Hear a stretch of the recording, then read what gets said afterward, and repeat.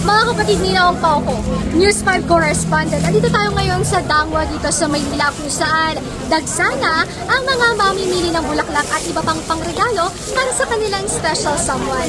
Mga kapatid, asahan ang pagtaas ng presyo ng mga bulaklak dahil bukas na ang mismong Valentine's Day. Sa mga gusto naman na makatipid, may mga budget-friendly o mga student price lang na mga presyo ng bulaklak dito na nag-range sa 100 pesos hanggang 150 pesos. Para kanina yung bulaklak? Para sa special. Ay! Anong meaning niyan? Bakit ayan yung bulaklak na binili mo? Favorite color niya kasi. Purple. Tsaka panata ako every Valentine's bumili ng bulaklak sa Dangwa. Pag mahal mo, sabi niya. Magagastos ka talaga. Yes, si Kuya Del, kinikilig pa. Napapangiti din kami dito. Okay, Kuya Del. So, saan pa po kayo i-deliver yan? Or saan mo pa ibibigay yan? Saan lugar? Pag-uwi ko, taga Montalban pa po ako. Montalban, dumayo ka pa dito sa Dangwa. Anong oras ka nandito?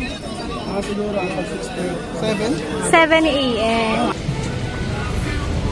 Mga kapatid, abangan ang buong detalye sa News 5.